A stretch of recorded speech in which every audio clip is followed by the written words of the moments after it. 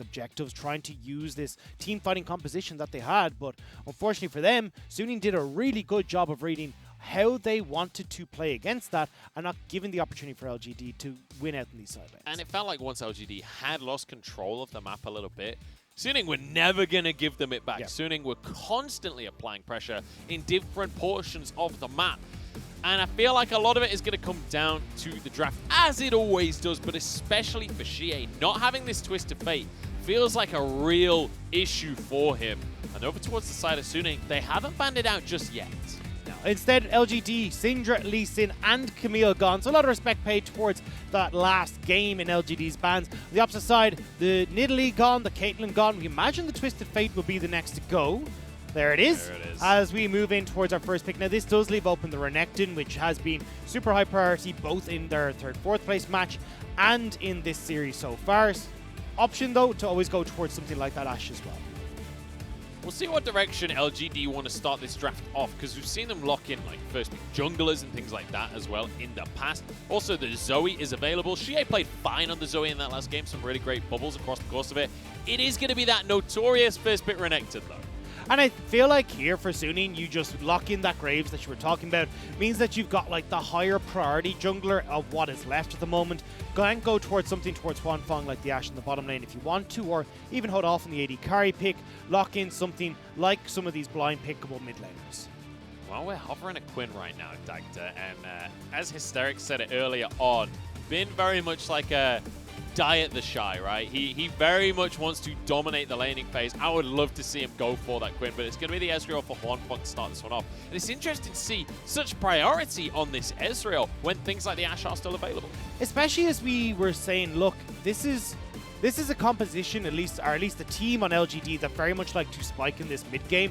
Ezreal is obviously an AD carry that can spike pretty hard in that mid game, but the issue is that you forego a lot of the early game power that some of these other earlier picks can bring. And when SUNING are just banking on hitting this late game, having their shot calling be the difference maker, trying to shore up some of this early game power may have been a better option here for SUNING.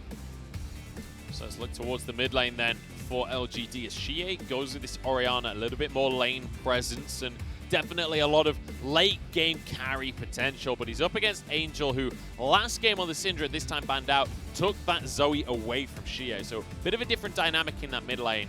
And Kramer looking towards this Jhin. And we could see a game here where Ashe is just completely ignored. And I prefer the Jhin here. Jhin is actually so much better at dealing with these longer range compositions like the Ezreal and the Zoe are opting in for, because you've got the Deadly Flourish that can come out on a much shorter cooldown. You have more opportunities to get on towards these key members, and that Curtain Call as well, the slows that buffers can give LGD the opportunity to speed up and catch SUNING, who look like they're going for this poke composition. It definitely is leaning in that direction, isn't it? And we saw the Quinn hovered earlier, but this Jace going to do a similar job up on the top side. It can be very difficult for Renekton to find that all in, but if he does find it, Jace is doomed. Yeah, that's the big thing here, is that you can have the Renekton, if he's able to find that all-in, win out. Across the board here for SUNING, though, winning top lane match, you've got a winning, at least push in power in that mid lane for the Zoe here as well. So now with 2 lanes there that they can play through, I wouldn't be surprised to see SUNING go towards something like a Set that can work in conjunction with these winning lanes, and especially when we look towards a jungle that needs to be able to play that disengage side with Lee Sin gone. Set fits that bill super well, providing the disengage and some strong re-engage power when given the opportunity. And now, as we look towards the Bandstag Day, you can see SUNING recognize that they want Peanut off of these carries here. They're going to take away the Kindred, now taking away the Lilia as well, trying to remove the things that Peanut can play towards the late game with. And it could signal that maybe they're the ones to go for the Graves this time around. It looks like they are going to go for it. The only issue that I have if you go towards the Graves is, who do you let go? Like, how do you try and provide anyone that can tank up some of these deadly flourishes, who, if you end up in a flank, can try and get this Renekton off you? You need some sort of peel and disengage, and I'm not seeing it on this SUNING lineup right now. It feels like what they're trying to do is bait LGD in towards either going the Graves route, which means that you don't have a huge amount of engage, or going towards the Set, which needs to try and run in on top of SUNING, but Suning are great at just moving away from that. Or maybe the Skarner that is being Yeah. hovered and will be locked in. We've seen it from both of these junglers.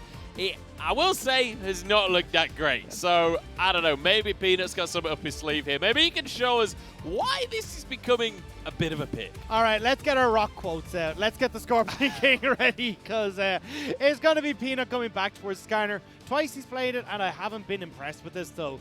Especially against the composition that we said you have to try and run into. Skarner is not the champion that could really lock these up in the manner that you want, especially with all the slows, the kite back, the speed ups that are coming in on Suning's side. I mean, if you think back to like literally years ago, last time Skarner was meta, Olaf was the answer because you can't ult him. Yeah. He's happy to 1v1 you. He is happy to take you on in those early skirmishes. That is Olaf's comfort zone. So SRFM certainly having a matchup he's comfortable with and having that counter pick that we talked about that has been so prevalent for Suning in the playoffs. Yeah, Suning have completely outdrafted LGD here. They have the space to have a winning team fight where they can just poke away at LGD the entire time. LGD don't really have the tools to make that play unless you get some sort of miracle hook coming in from Mark or a flank position coming in from either top side or jungle. But overall, you have Suning with 2 winning lanes in mid and top that they can play through early and set up this Olaf as well for success. We'll see if SOFM can be set up for success. But one of the big questions for me is honestly just, can LGD get the ball rolling early? Because that's what felt like it was lacking in the first game. And with this Skarner at level 6, you have a whole heap of opportunity just to get yourself some free kills. Again, I feel like this is where I want to check out Peanut's early pathing.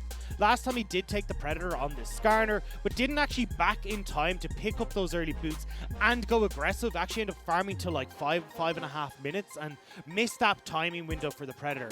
This time around, he needs to get on the map early, and especially when you've got someone like Mark and that Renekton in the top lane that you can play through, work with those powers. We'll see if he's going to be able to get into the lanes this time around. SOFM, on the other hand, quite happy to power farm, quite happy to get into the lanes as well. Olaf, one of these champions that he can kind of do a bit of both. Certainly happy to go into the early game battles, but I have to say, we're going into game number 2 here, and I like what Suning have in the draft, but LGD, they're not going to go down without a fight while Worlds is on the line.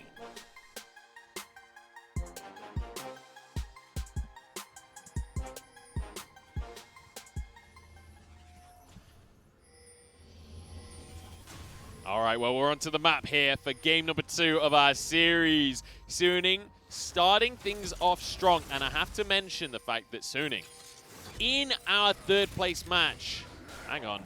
Oh, Mark. No, not like this. Angel gonna get himself a paddle start into the brushes. It's SOFM that's targeted down, flashes away, but he might just go down on this on the heel in the last second from Sword. Flash over from Xie. He's exhausted and can't finish the kill. He might be the one to go down. One more auto goes the way of Sword.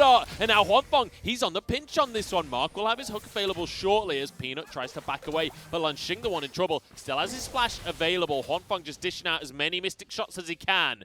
Suning get themselves an early fight. Suning do find that early win, the kill going to Sword Art though. My mind though is going towards where the flashes were burnt. Both Bin and SOFM. Lanxing, where are you going, buddy? Go back. Leave it alone. Lanxing really wants to get in towards the top lane here. Still has his flash. Bin does not, but Bin, he's going to have a lot of pressure in this top side no matter what. The thing that I want to see from Peanut here, though, is the path from buff to buff into a 3rd camp on this bottom side so he can return top side. No flash on Bin. You go for a Predator gank onto this Jace. He is dead, especially with Lanxing still having his own flash up. You have great setup there. And I have to say, looking at that level 1 play, Dagda, that felt a little bit overzealous from Xie. That felt like, I need to carry this. Flashing in, gets immediately exhausted, just ends up going down, but he did not need to make that play. He did not have to flash forward to try and get that first blood. And realistically, even if he gets the kill, he's probably guaranteeing his own death. And I mean, Mark wasn't going to carry the fight now, was he? So maybe she feeling a little bit of pressure. But yeah, I mean, look, he wants to be the carry. His Orianna play has been spectacular throughout these early stages or the early stages of playoffs. So I want to see him once again having that big performance. But unfortunately, there the issue was Mark not connecting with these hooks, and then at the last second, SOFM getting out on a sliver of health with that hook actually being tanked up by Bin in that scenario. So Suning off to a great start here, and when you actually look at the gold lead right now, it's already 1,000 in favor of Suning, which I'm not even sure where all of that gold's come from, to be quite honest, because it's only one kill, but SOFM grabs himself a shrine here. He wants to move up towards the top side of the map. This is so smart from SOFM. As we talked about, Peanut wanting to, well, in my head, I wanted to see Peanut going towards this top side, and SOFM obviously reading that play as well. Getting control, understanding, right, Peanut is definitely going to be on bottom side with that Predator. Everyone on the bottom side needs to be safe. Oh my goodness. He tries to find some pressure onto Bin, but it just is not happening on the top side of the map. And now SOFM is here to deny the recall. Axe goes out, Undertow keeps Lanxing in the play. The shock blast is there. Lanxing had his flash. I mean, you were going to go down. I actually don't mind that. Lanxing was dying anyway. He wasn't getting out from that. You just have SOFM tank up the third, and they kill him regardless, even if he flashes. So Lanxing accepting his fate there. The biggest issue that I have here is that Peanut isn't helping him out. Lanxing sets up gank potential so damn well on this Renekton, especially with Bin having no flash, and the fact that Peanut didn't even pick up boots as a Predator jungler. Well, I don't understand what he thinks about for this Skarner. Yeah, Peanut is definitely wanting to farm on this one. He's not going for the boots here with the Predator, just going to be trying to get his jungle item ASAP. In the meantime, the map is sort of falling apart around him. It's 2 kills now in favor of Suning, but importantly, we're 4.5 minutes in, and Bin has already returned to the lane with a serrated Dirk. Lanxing, this is not going to get any better for you, my friend. And why I wanted to see this early aggression from Peanut, SOFM now is doing a fantastic job.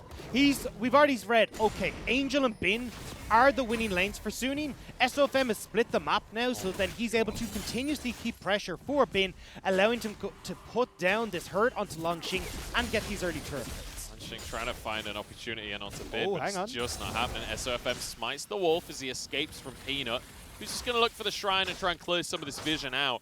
But SOFM, he already got all the camps, and he's happy to walk away with that one.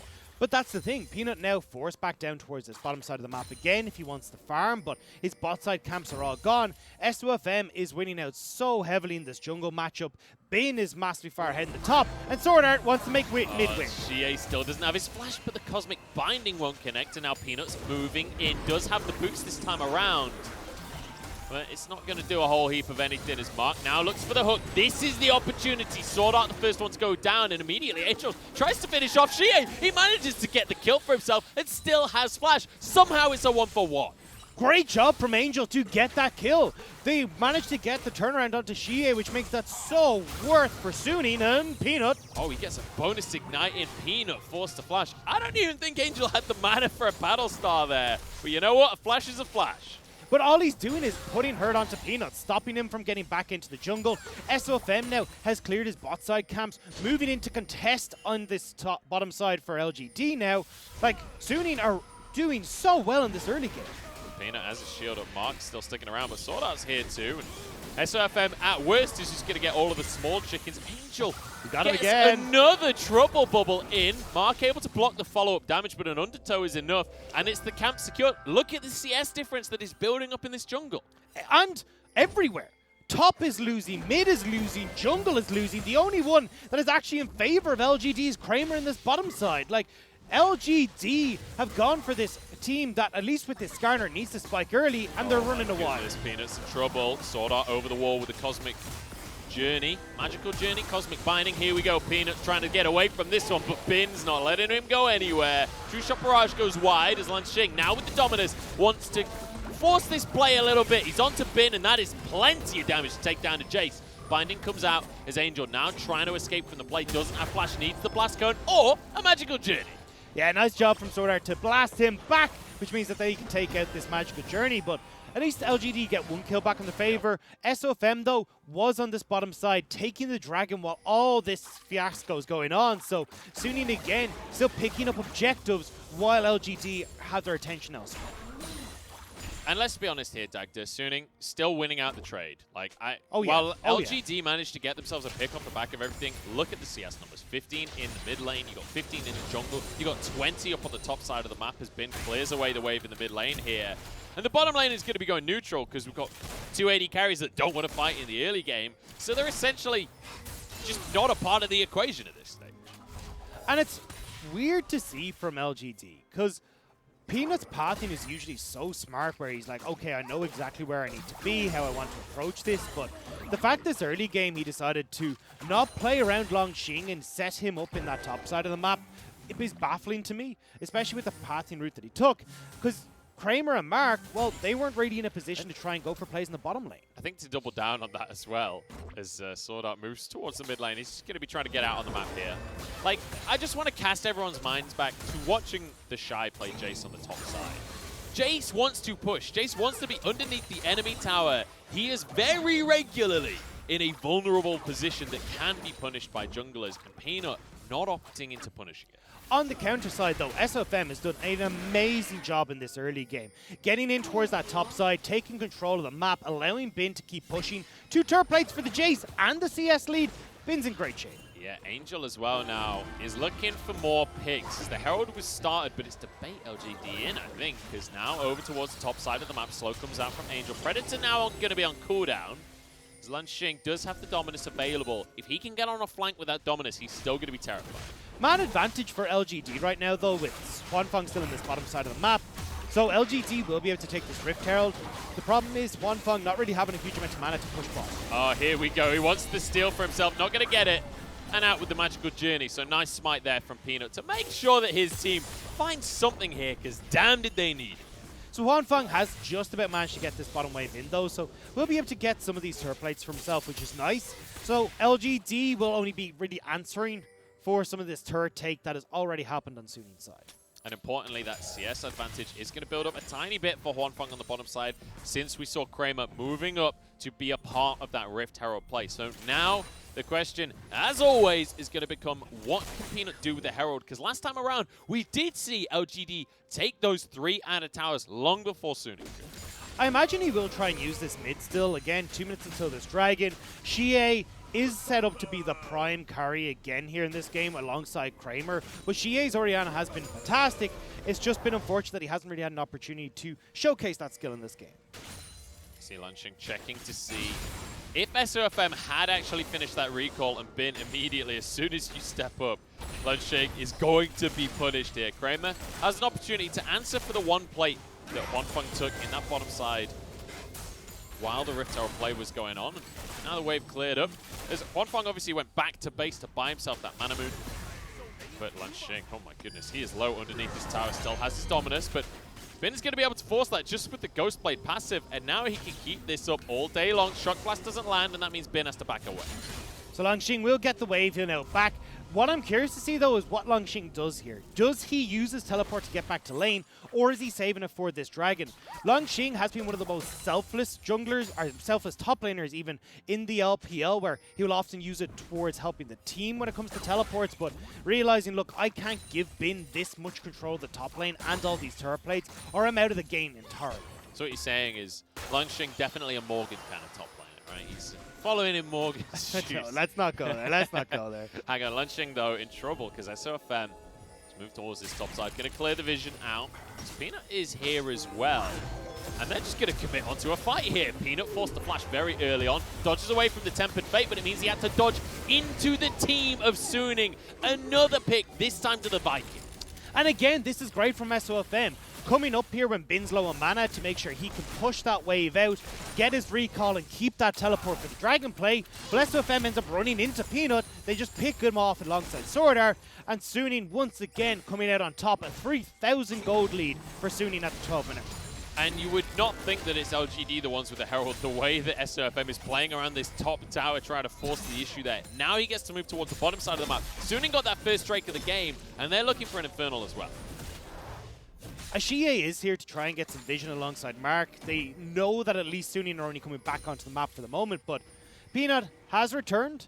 Bin has his TP still for this fight though, so LGD needs to be careful about how they approach this. Oh, this is Nice little smite from SOFM to make sure that they get the Scuttle Crab. And now he can grab the Shrine, he can grab complete control of the Dragon. That was the time, though. Peanut had this Stinger, the ultimate available. SOFM had no Ragnarok. You could have just turned on towards him with Kramer coming up with the curtain call to finish off this Olaf, but LGD not willing to pull the trigger. It feels very reminiscent of this last game. That's exactly what we saw in game 1, right? We saw them a little bit nervous on just forcing any kinds of engages. We are going to see now Lunching moves over as they drop their Herald in this mid lane to force pressure, force an opportunity to get onto the Dragon, but you're against the Bard, so the Herald not really going to work quite in the way that they wanted. They do still get this Dragon for themselves with the pressure they exert. However, Bin's on this top side. Longxing talked about being selfless. He tried to roam down in case Bin went for this teleport play, but Bin's just going to take the tower instead. Onfang had to flash on the bottom side there. It was a nice deadly flourish predicting the Arcane Shift. Bin has almost finished that tower. He has got so much gold from these points. I mean, he's got the Yoma's Ghostblade already. He's going to be doing so much work. And you can see Longxing can't even hope to trade against them. And like the advantage Renekton can get in that top lane is if he finds the all-in, but it is just not happening. He's too far behind at this point. Unless Bin severely messes up the matchup, it's not happening. Peanut can't even get his own Crook sword out contesting. And I mean, even if we don't take the kills into effect, even the turret plates into effect, we're still seeing these massive CS leads across the board. SUNING are going to be able to just power this home. And the issue is for LGD, how do you try and fight against SUNING when they're in command? You can't get on top of them. You don't like have any of these really long engage tools apart from Kramer's Deadly Flourish. But that requires someone else on LGD to have set you up for that to work. And I have to say, Doctor, this is feeling a little bit reminiscent of the third place series now. It is a little except bit. Without a gold lead in game 1 for LGD. And I'm starting to think, maybe everyone's saying that it was just LGD not caring about third, all of this. Maybe isn't the case because SUNING looked pretty damn good. And I have to say that SUNING, they have been underestimated at every step of their journey. And they are showing that they are one of the best teams in the LPL. And that's the thing. This is a SUNING that's a rookie in Bin who's been absolutely incredible in the top lane. The most solo kills of any top laner in that. I was kind of looking at the Yoma's Ghostblade. Is he going again? But no, SUNING, our Bin has been absolutely incredible. Wanfeng, the standout AD carry, again a rookie coming into the squad. It kept feeling like everyone was looking at SUNING going, okay, but at what stage are the rookies going to crumble? But they've only gotten better and better as this year has gone on. And I have to say, a bit of a struggle here for LGD. It's something where, when we look at LGD, the way that they have found those wins is being able to get out on the map, and specifically Xie being one of the primary carries later on in the split. But unfortunately, he's not been able to have an impact. He died twice in this second game. And I don't think it's single-handedly down to Xie necessarily, but he's definitely struggling in this one. Same could be said for Peanut, and maybe this squad of veterans is not going to be enough to take down SUNING. I'm speaking a little early. We're 1-0 in the series, Dagda. Maybe I'm getting ahead of myself, but it is feeling hard with a 5,000 gold lead. And I mean, we're seeing Peanut pop this Predator once again for no real case. He's not able to follow up on it. And at this stage, it kind of feels more like the Predator is being popped to give a little line symbol above SUNING's head to just say, yeah, guys, you're doing a great job. It's like a little emote that they didn't have before. I think it's a wolf. I'm pretty sure the Predator is like a wolf rather than a lion. It's like a dog kind of thing. All right. Well, look, I'm giving it a line in this one, all right? Because SUNING are definitely the more predatory in this game. Well, I know my dog Millie is certainly a predator when the treats come out, so feels like she's a little bit more vicious than Peanut has been in this game, that's for sure. And that's the second Predator jungler we're seeing across the course of the last couple of days, as we saw the Predator coming out of the Gragas from Casa. He had significantly more success with that pick than what we're seeing here for LGD, as SOFM now the one to get the second Herald. This is the first Herald of the series for SUNING. And this is just SUNING playing so well around this top side of the map. SOFM again has been absolutely incredible this playoff, stepping up huge. And I know how prideful Vietnam are of this guy, and he's definitely deserved it this playoff. Xie takes a massive shot blast there as the Herald goes in on the mid lane. Mark going to be targeted here as SOFM charges into the play. Angel tries to finish him. Nice stopwatch coming on out as Kramer tries to protect his support. Been happy to tank up for a little bit, but they got to get underneath these towers here. Sword Art takes a chunk, but Kramer just doesn't really have the damage yet. And that's the thing. Kramer, now not having that ult, allows Suning to play much more aggressive. They can start to look at these shockwaves, trying to see if they can pick folks off. Oh, here we go, Tempered Fate. The fight begins as Bin just hammering away onto Lunching, who's forced out of the play. So not the only one to go down so far, though, and Suning can't actually find their way into this one. Angel's pretty low as well, Shock Blast onto Kramer. And even though they lose the fight, it's Suning that moved towards this dragon that's up in 20 seconds. The poke is so strong on Suning's side. It's when they're able to have this re-engage opportunity with the critical call down, that's when Suning are going to strike. And you can see it now, trying to get onto Shie underneath this tower. They would love to get themselves a tier 1 on top of this Drake. They want advantage after advantage this game, and they are going to find it. Bin might find a kill as Shie. Whew. The movement speed just gets him out. Still though, Suning get the tower, they get this dragon, they're getting these advantages still. And this is where, if Suning had actually fallen behind in this early game, they wouldn't have been able to put their foot down quite as heavily as they have, but with the confidence and the gold lead they have, LGD can't do very much. Peanut is here, he wants to contest the dragon, he's going to be a little late as Lunching teleports into the play as well. SOFM, he used his ult quite early, but Peanut's ult is going to be on cooldown anyway. SOFM has the flash, needs to use it over the wall here as Angel just throws out a trouble bubble. They get away with the Drake anyway, and it's an Ocean Soul for the second time this game. Bin is threatening. Second time this series. Bin is threatening topside though. And this is where LGD have been forced to deal with so many different angles of attack from Suning, and overall, they're just not doing the best jobs of dealing with it. I mean, let's talk about the top lane a second when it comes to items. Because on one side, we got Lunching, he's got a Black Cleaver, feeling all right. On the other side, we got Bin, who's already finished 2 full lethality items with his boots and a bunch of extra swords on top as well. Bin is monstrously fed right now. And when he finds a Shock Blast onto Shie or Kramer, and I say when, not if, he is going to take them down to half HP. Lunching. Playing with... Hang on. Yeah, this is I not thought he good. was going to be fine. He's not going to be fine here. Tempered Fates have been on point from Sword Art. Cosmic Bindings, maybe not so much, but the slows are going to be there. And Lunching doesn't even have his flash. There's nothing he can do. Dominus used, but Angel gifted the kill here by the rest of his team. LGD trying to answer in the top side. The only saving grace for LGD is Kramer in this bottom lane. Infinity Edge completed, Zeal underway as well. Like, this guy is, at least from a damage perspective, super strong. So if LGD are able to get on top of Suning, they do have a carry that they can work through. The issue is getting on top of Suning. Suning now going to hammer away in the mid lane as well to get themselves a tier 2 here. And in the meantime, Angel gets to grab another tower on the bottom side of the map. We are rocketing ahead on the side of Suning as they build themselves a 5,000 gold lead now. They're 2 Drakes up as well. They've got 4 towers to 2. This feels like it's all going the way of the Lions. What can LGD do now? How do they get back into this game? Because they definitely have some late game pressure with this Orianna. They got to do hit and run. They got to try and hide off in the side here, see if they can catch out members of LGD. But pick to the skies onto a minion Bin. That was just beautiful. And it's heartbreaking for LGD because they're trying. Peanut's been hiding down there trying to see if he can pick anyone off for so long. Shie using that shockwave to try and catch anyone. That was like comparable to the collateral damage to get over the wall we saw yesterday. The levels of swag. Flash was available from Bin here. He didn't need to use it. He was like, I'm just going to go on the minion. Carson was on a different level. Carson's ult on Graves over the wall that was so like, that he could get into it. That was like, in terms of fashion, that was like your kind of Louis Vuitton level of swag. Whereas Bin bringing it up with, I don't know any more fashion. That's all of my references. God damn it, I've fallen short on this. I guess he's Nike on this one. I guess. I mean, all right. Save me, Dagda. Look, we're going to be looking over towards this Baron that has spawned now. We're 22 minutes into the game.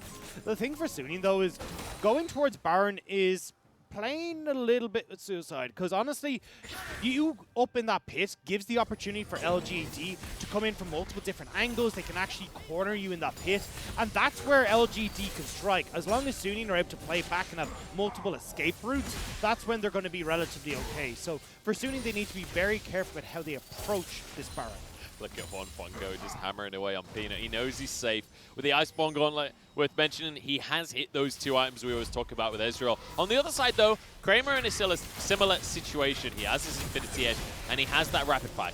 The funny thing for Kramer, though, is by going towards this Infinity Edge Rapid Fire, he's actually kind of hurting what LGD need, because all they want, really, is an ability to get on towards SUNING. A Storm Razors gives you that option, because if you have Storm Razors Rapid Fire, a slowing auto attack does far more for LGD than a damage buff from... Here we go, we've got a pick coming on through. As it's SOFM on the front line, uses the Ragnarok, but he's kind of squishy still. Somehow gets out with the movement speed and the tempered bait from Sword Art. Now looking for a Cosmic Finding over the wall, won't quite find it just yet. As Kramer gets away, hook onto Sword Art. They're trying to shut down the Bard here as the Shockwave comes through. And this is the fight LGD were looking for. Now onto Hwanfeng, Angel's there alongside him. The two carries lost in the world here. Hwanfeng over the wall to join up with the Zoe of Angel. They are 2v5 though, but Angel ain't stopping for nothing. Does dodge away from the hook coming out from Artline. Xing now forces the flash out from Angel. Hwanfeng and Angel just keeping this one going. They're not afraid to keep playing with this idea, but Peanut now over the wall doesn't have his flash available. Hwanfeng is pretty low on mana. He still seems to want this 1v5. I don't know if he can go for the 1v5. Has made his way back towards his own side of the jungle, but Mark is hiding on the wings. He's tried his best, but now Hwanfeng is hooked. I just don't know why he was there. Has to flash away from this one, and he's shut down by Xie. This felt a little overconfident from SUNING. TP from Bin. They're still going for this. Bin wants to extend the play even further. Shock Blast into the brush here, but Bin, he needs to be careful. No, he doesn't need to be careful. It's Xie that's careful on this one. Bin will go down for his crimes here. And it's a 1-for-1.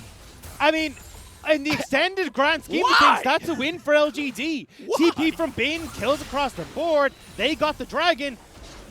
SUNING just gifted LGD the fight they want. I feel like we are finally seeing the SUNING Scrim Gods, but this is the kind of play that you would expect in scrims, right? Where you get a little overconfident, you get yourself a lead, and you start to do some daft play. But we talked about how these pits, like the Baron pit, are super scary for SUNING, because when they start to approach them and they're able to get wrangled in by LGD, that's when LGD can pounce. However, in this case, SUNING just said, hey, you know what? Let's go for the engage. Sword Art going in with this magical journey after the Tempered Fate, trying to set up for these easy long-range engages. Gives his life over. Hwanfeng gives his life over. Bin TPing in to try and make a play also gives his life across. So SUNING definitely need to play this a little bit safer and use the range that is inherent in this composition. Now, SUNING control a Baron area though. I don't know. They look like they started it up. SUNING just going to kick this one off, apparently. SOFM not even in the pit here as Mark, the one that has to face check over the wall, though. They were just seeing if they could get away with it, seeing what they could sneak. Yeah, but again, do need to be careful. At least having the magical journey means they have the... That was a Ragnarok. What? SOFM, I don't know if that was the play, my friend. Just ulting the minions, maybe not the strongest strategy. Now LGD can turn towards this Baron, though. Try and tempt SUNING in towards a play, because they have to try and at least get vision control back, because LGD can still go towards this dragon. Or sorry, this Baron. LGD, though, not actually going to start this one off. They're trying to control vision, make sure that SUNING doesn't have any idea of what's going on over on that side of the map. But SUNING not falling for the bait just yet. SOFM now going to try and move into that portion of the jungle, but he's got to be careful with his Ragnarok on cooldown. And you can see LGD starting up this Baron. They're trying to force SUNING in here. Being on the bottom side of the map, he's only making his way towards this area. Hwanfeng manages to keep himself safe from the hook. A lot of damage onto Mark. Bin trying to follow up as well as SOFM going to stop Peanut getting onto the back of the play. Mark went down and now Xing finds himself too deep into SUNING's territory. Angel gets the trouble bubble, followed up by Hwanfeng for the double kill. Now onto Xie as well for the triple, and now that is the go button for Baron. LGD can't find the engage that they want. SUNING kite back expertly. Now they get the kills and this Baron for themselves, and SUNING looking so clean in Game 2. This is what we wanted to see from SUNING. This is the kind of mid-game play that we know. This is where they always find their leads. But they didn't even need to find a lead in the mid-game. They found it in the early game, threw it away a little bit, and now get it back. The thing is, though, we're still seeing difficulties with the engagement calls coming through from LGD, where at the start of this, you can see Mark gets a great hook on towards Hwanfeng, but not having LGD there to fully commit towards this play, and then we end up so spread out on LGD's side. Long Xing and Peanut are fully chased in towards his top side, giving Bin access to zone off Xie and Kramer, And it's divide and conquer for SUNING. When you've got this much poke, this long range, engage, it's so easy for SUNING to play around LGD's mistakes. And this is why we talk about Hwangfong on the Ezreal as well. Using these abilities so perfectly, baits the hook from Mark while he still has his Arcane Shift, so he's completely fine to tank that one up for his team. And then able to clean up the fight beautifully. His True Shot Barrage as well, doing way more damage than I expected. And even if he doesn't... Oh, hang on, Shockwave onto Sword Art here, Tempered Fate. Oh no. Sword Art, you might have just taken yourself out. In fact, no, it's Bin that's being taken out, but he gets a whole bunch of damage out before he falls, and it means it's more kills for Hwangfong. More damage onto the carry, quadra kill on the Ezreal, and surely they gift it over. Lanxing cannot get out of this one. You gotta give it to the rookie AD carry in the regionals, the pentakill! Welcome to the LPL Hwangfong. SUNING gifting over the penta in the regional finals. SUNING setting down the tone for which they hope to continue towards that world stage. And it's so damn beautiful to see Hwangfong living up to the reputation that he is already building for himself. This will be the Nexus falling. This will be SUNING repeating their third performance here as they head to a 2-0 scoreline in our regional finals. SUNING picking the perfect draft against LGD's composition, executing on it so damn well, and just not giving LGD the opportunity to really find a look in this game. 2-0 for the Lions. What a way to do it as well. And I'm not going to lie, he got a little bit dicey in that mid game when they were playing around the Dragon. But that play, even if it was a little bit silly, even if it looked a bit dicey for them, look, the confidence that Angel and Hwangfong are showing on that one is unbelievable. Just dancing around. They are happy to try a 2v5. I mean, there was standout performances across the board. Bin dominating that top lane, SOFM controlling the jungle against Peanut from the early to mid stages, and then as you talked about, Angel and Hwangfong in these fights alongside Sword Art with these fantastic tempered fates. Like, it just was so damn clean. And you know, we often talk about trident teams in the LPL, how you've got to carry in each of the lanes. If that damage chart doesn't show you exactly that, I don't know what will. I mean, look, overall, it has just been so well played from SUNING this entire series long. And from the get-go, we said, look, SOFM read LGD like a book. From the very get-go, we said, look, Peanut wants to try and move in towards his top lane, get this Renekton matchup in Lanxing's favor, and he wasn't able to do so because SOFM invaded topside, got the vision control, clearing out that jungle on topside over and over, making sure we ended up in a split map situation, which meant Peanut couldn't influence either top or mid, the two prime examples where you need to have that impact. And Dagda